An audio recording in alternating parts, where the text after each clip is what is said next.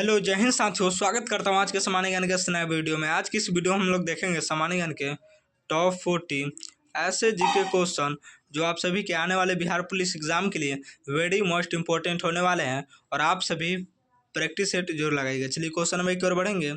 Question number एक पूछे आ रहा है, हड़प्पा सभ्यता के किस स्थल से तांबे का रथ कॉपर कैरियोट प्राप्त हुआ था जो इस सभ्यता की उन्नत धातुओं कला को दर्शाता है? तो याद रखिएगा, कॉपर कैरियोट प्राप्त हुआ था दैमाबाद। किस स्थल से प्राप्त हुआ था? तो दैमाबाद से प्राप्त हुआ था, जो है उन्नत धातु की कला को जो है दर्शाता है। क्वेश्चन नंबर एक का डी बिल्कुल सही जवाब हो जाएगा। चलिए क्वेश्चन नंबर 2 की ओर बढ़ेंगे। क्वेश्चन नंबर 2 में पूछा आ रहा है, 1916 के ऐतिहासिक लखनऊ समझौते लखनऊ पैक्ट में कांग्रेस और मुस्लिम लीग को एक मंच पर लाने में किस नेता की भूमिका सबसे प्रमुख थी? तो याद रखिएगा, कांग्रेस और मुस्लिम लीग को एक मंच पर लाने के लिए जो है सबसे प्रमुख भूमिका किसकी थी? तो याद रखेंगे बाल गंगाधर तिलक की थी। क्वेश्चन नंबर 2 का भी बिल्कुल सही जवाब हो जाएगा। चलिए क्वेश्चन नंबर 3 की ओर बढ़ेंगे। क्वेश्चन नंबर 3 में पूछा आ रहा है, इल्तुतमिश द्वारा गठित तुर्कान चिहालगानी 40 गुलाम सरदारों का दल को दिल्ली सल्तनत के किस शासक ने पूरी तरह नष्ट कर दिया था?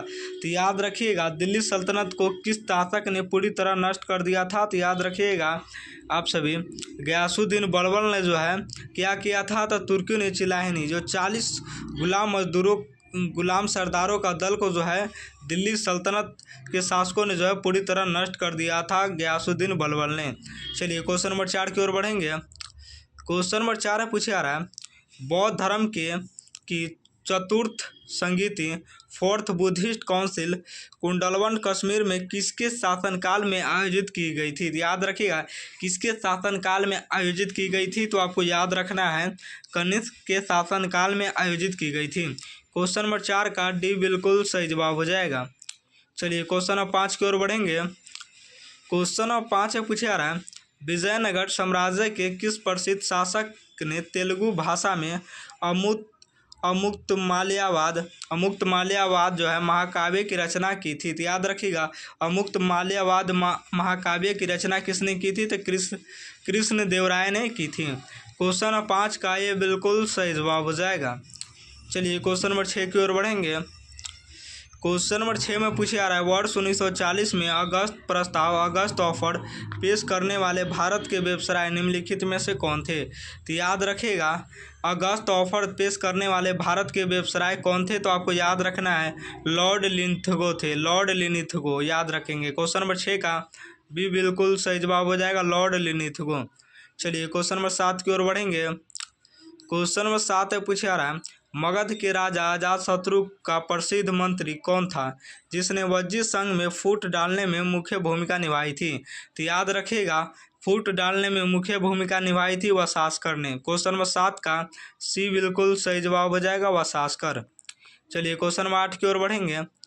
क्वेश्चन नंबर 8 है पूछा रहा है, शिवाजी महाराज के अष्ट प्रधानमंत्री मंडल में विदेश मंत्री फॉरेन मिनिस्टर को किस नाम से जाना जाता था? तो याद रखिएगा, फॉरेन मिनिस्टर को किस नाम से जाना जाता था? तो सुमंत के नाम से जाना जाता था।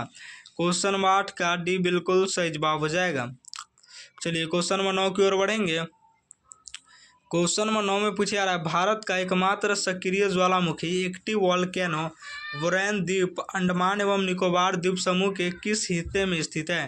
तो याद रखिएगा, किस हिस्से में स्थित है? तो आपको याद रखना है पूर्वी अंडमान में स्थित है। क्वेश्चन नंबर 9 का ये बिल्कुल सही जवाब हो जाएगा। चलिए क्वेश्चन नंबर 10 की ओर बढ़ेंगे।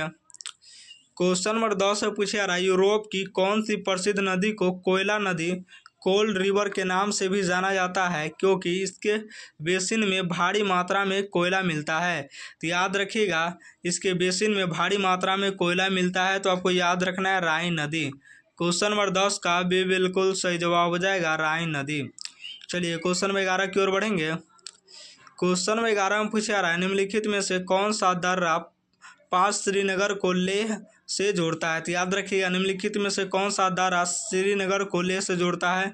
तो आपको याद रखना है जोजिला दर्रा जो है श्रीनगर को जो है लेह से जोड़ता है। क्वेश्चन नंबर 11 का सी बिल्कुल सही जवाब हो जाएगा। चलिए क्वेश्चन नंबर 12 की ओर बढ़ेंगे। क्वेश्चन नंबर 12 में पूछा रहा है, महासागरीय सतह का वह क्षेत्र जहाँ गहराई के साथ लवणता सैलिनिटी बहुत तेजी से बढ़ती है क्या कहलाता है। तो याद रखना है, सैलिनिटी बहुत तेजी से बढ़ती है तो क्या कहलाता है, तो आपको याद रखना है हाइलोक्लाइन कहलाता है। याद रखना है हाइलोक्लाइन कहलाता है। क्वेश्चन नंबर 12 का डी बिल्कुल सही जवाब हो जाएगा। चलिए क्वेश्चन नंबर 13 की ओर बढ़ेंगे।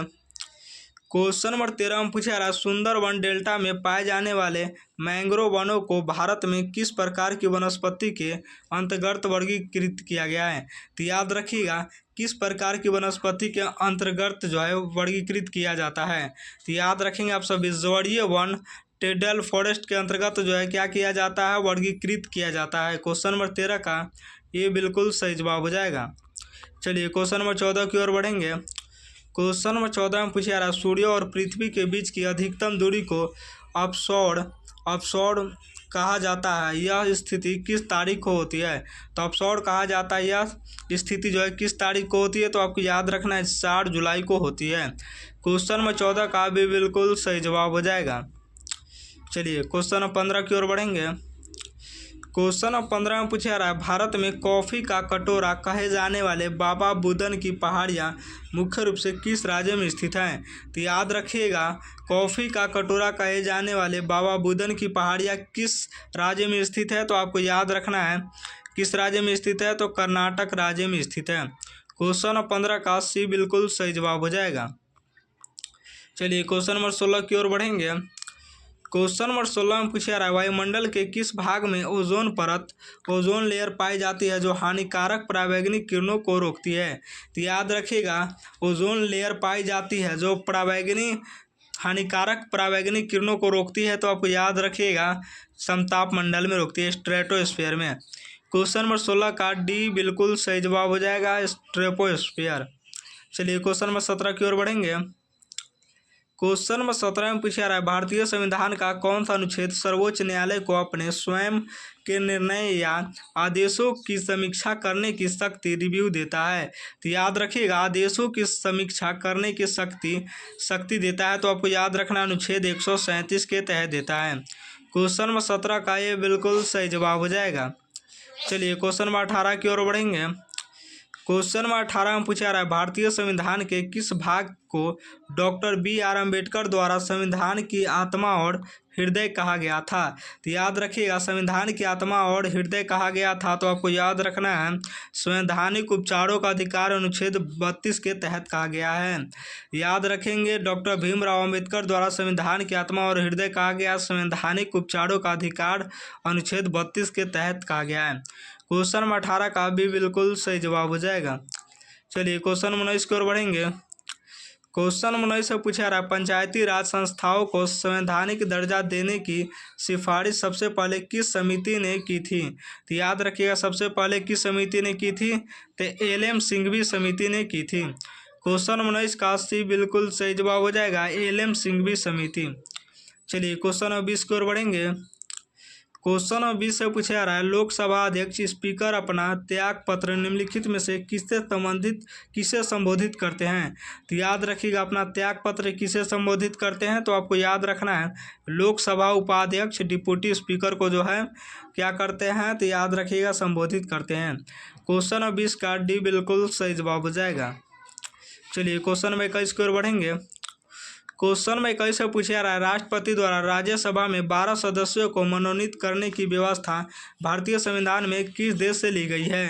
तो याद रखिएगा मनोनीत करने की शक्ति जो है किस देश से ली गई है, आयरलैंड से ली गई है।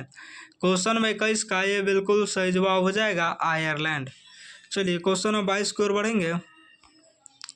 क्वेश्चन नंबर 22 से पूछा जा रहा है, भारतीय संविधान का कौन सा अनुच्छेद भारत के नियंत्रक एवं महालेखा परीक्षक CAG के स्वतंत्र पद का प्रावधान करता है। तो याद रखिएगा CAG के स्वतंत्र पद का प्रावधान करता है, तो याद रखिएगा अनुच्छेद 148 के तहत करता है। क्वेश्चन नंबर 22 का भी बिल्कुल सही जवाब हो जाएगा। चलिए क्वेश्चन नंबर 23 की ओर बढ़ेंगे।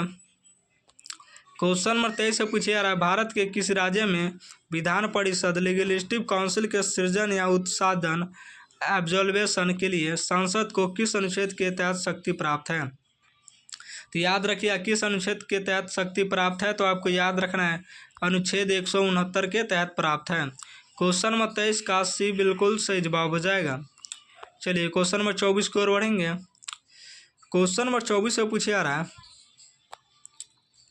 किस अनुच्छेद के तहत राष्ट्रपति को पॉकेट वीटो का उपयोग करने की अप्रत्यक्ष शक्ति मिलती है? क्योंकि संविधान में विधेयक को वापस करने की कोई सीमा नहीं है। तो याद रखिएगा, विधेयक को वापस करने की कोई सीमा नहीं है, तो याद रखेंगे आप सभी, अनुच्छेद 111 के तहत है प्राप्त है। किस अनुच्छेद के तहत राष्ट्रपति पॉकेट वीटो का उपयोग करने की अप्रत्यक्ष शक्ति मिलती है? क्योंकि संविधान में विधेयक को वापस करने की कोई सीमा नहीं होती, तो अनुच्छेद 111 के तहत जो वापस करने की जो है कोई सीमा नहीं होती। क्वेश्चन नंबर 24 का डी बिल्कुल सही जवाब हो जाएगा। चलिए क्वेश्चन नंबर 25 की ओर बढ़ेंगे। क्वेश्चन नंबर 25 से पूछा रहा है, ध्वनि की चाल स्पीड ऑफ साउंड निम्नलिखित में किस माध्यम में सबसे अधिक तेज होती है? तो याद रखिएगा, स्पीड ऑफ साउंड जो है किस माध्यम में सबसे अधिक तेज होती है? तो याद रखिएगा, स्टील ठोस में जो है सबसे अधिक और तेज होती है। क्वेश्चन नंबर 25 का ये बिल्कुल सही जवाब हो जाएगा। चलिए क्वेश्चन नंबर 26 की ओर बढ़ेंगे। क्वेश्चन नंबर 26 से पूछा रहा है, टमाटर का लाल रंग निम्नलिखित में से किस प्राकृतिक पिगमेंट वर्णक की उपस्थिति के कारण होता है? टमाटर का लाल रंग जो होता है निम्नलिखित में से किस प्राकृतिक पिगमेंट वर्णक की उपस्थिति के कारण होता है? तो आपको याद रखना है, लाइकोपीन के कारण होता है। क्वेश्चन नंबर 26 का भी बिल्कुल सही जवाब हो जाएगा, लाइकोपीन। चलिए क्वेश्चन नंबर 27 की ओर बढ़ेंगे। क्वेश्चन नंबर 27 से पूछा रहा है, परमाणु के नाभिक न्यूक्लियस की खोज वर्ष 1911 में अपने प्रसिद्ध अल्फा कण प्रकीर्णन प्रयोग द्वारा किसने की थी? तो याद रखिएगा, अपने प्रयोग द्वारा किसने की थी? अल्फा कण प्रकीर्णन प्रयोग द्वारा किसने की थी? तो आपको याद रखिएगा, अर्नेस्ट रदरफोर्ड ने की थी। परमाणु के नाभिक न्यूक्लियस की खोज वर्ष 1911 में अपने प्रसिद्ध अल्फा कण प्रकीर्णन प्रयोग द्वारा किसने की थी? तो अर्नेस्ट रदरफोर्ड ने की थी। याद रखेंगे, परमाणु के नाभिक की खोज 1911 में किसने की? अर्नेस्ट रदरफोर्ड ने की थी। क्वेश्चन नंबर 27 का सी बिल्कुल सही जवाब हो जाएगा। चलिए क्वेश्चन नंबर 28 की ओर बढ़ेंगे।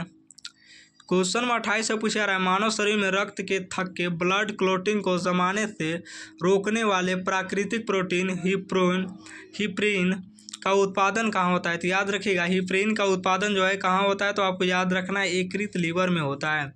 क्वेश्चन नंबर 28 का डी बिल्कुल सही जवाब हो जाएगा। चलिए क्वेश्चन नंबर 29 की ओर बढ़ेंगे। क्वेश्चन 29 से पूछा रहा है, शुद्ध जल प्योर वाटर का पीएच मान कितना होता है जो इससे उदासीन बनाता है? तो याद रखिएगा, शुद्ध जल का पीएच मान कितना होता है जो इसे उदासीन बनाता है? तो याद रखिएगा, 7 होता है। शुद्ध जल का पीएच मान कितना होता है? 7 होता है। क्वेश्चन 29 का ये बिल्कुल सही जवाब हो जाएगा। चलिए क्वेश्चन नंबर 30 की ओर बढ़ेंगे। क्वेश्चन नंबर 30 से पूछे जा रहा है, गाड़ियों के पीछे का दृश्य देखने के लिए side mirror rear view mirror में किस प्रकार के दर्पण का उपयोग किया जाता है? तो याद रखिएगा, रियर व्यू मिरर में किस प्रकार के दर्पण का उपयोग किया जाता है? तो याद रखेंगे, उत्तल दर्पण का उपयोग किया जाता है।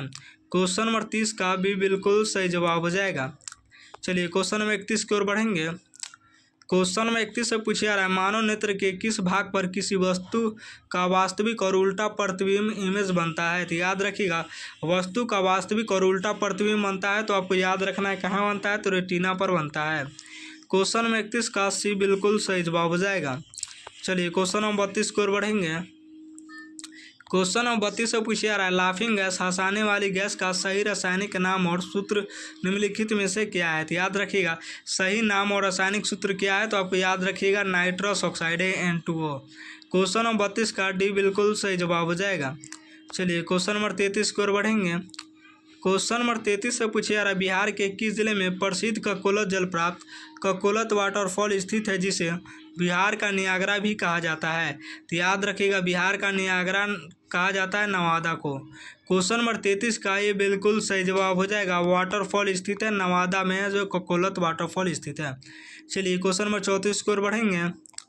क्वेश्चन नंबर 34 से पूछा जा रहा है, 1922 में आयोजित कांग्रेस का 38वां गया अधिवेशन बिहार में किसकी अध्यक्षता में संपन्न हुआ था?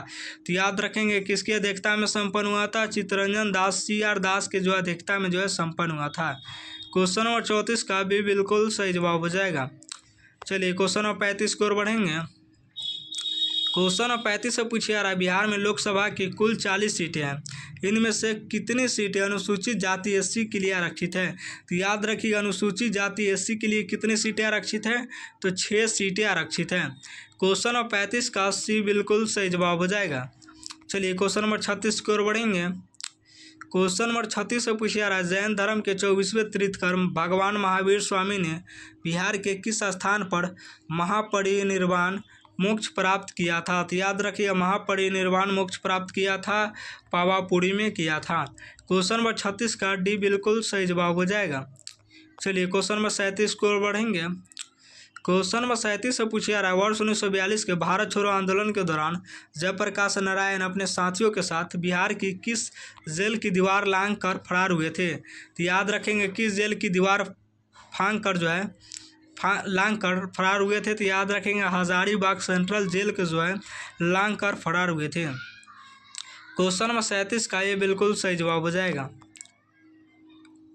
चलिए क्वेश्चन नंबर 38 की ओर बढ़ेंगे। क्वेश्चन नंबर 38 से पूछा जा रहा है, बिहार राज्य की सीमा भारत के कुल कितने राज्यों को स्पर्श करती है? तो बिहार राज्य की सीमा जो है कुल कितने राज्यों को स्पर्श करती है? तो 3 राज्यों को स्पर्श करती है। क्वेश्चन नंबर 38 का भी बिल्कुल सही जवाब हो जाएगा। चलिए क्वेश्चन 39 की ओर बढ़ेंगे। क्वेश्चन 39 से पूछा जा रहा है, बिहार में किस वर्ष प्रसिद्ध चंपारण सत्याग्रह हुआ था, जिसके माध्यम में महात्मा गांधी ने भारत में अपना पहला सफल आंदोलन शुरू किया था? तो याद रखेंगे, पहला सफल आंदोलन शुरू किया था कब? तो 1917 को। क्वेश्चन 39 का सी बिल्कुल सही जवाब हो जाएगा, 1917। चलिए क्वेश्चन नंबर 40 की ओर बढ़ेंगे। क्वेश्चन नंबर 40 से पूछा जा रहा है, बिहार का एकमात्र राष्ट्रीय उद्यान नेशनल पार्क वाल्मीकि राष्ट्रीय उद्यान बिहार के किस जिले में स्थित है? तो याद रखेंगे, बिहार के किस जिले में स्थित है? तो आपको याद रखना है, पश्चिमी चंपारण में स्थित है। क्वेश्चन नंबर 40 का डी बिल्कुल सही जवाब हो जाएगा। और 40 में से आप सभी का कितना सही हुआ कमेंट जरूर कीजिएगा।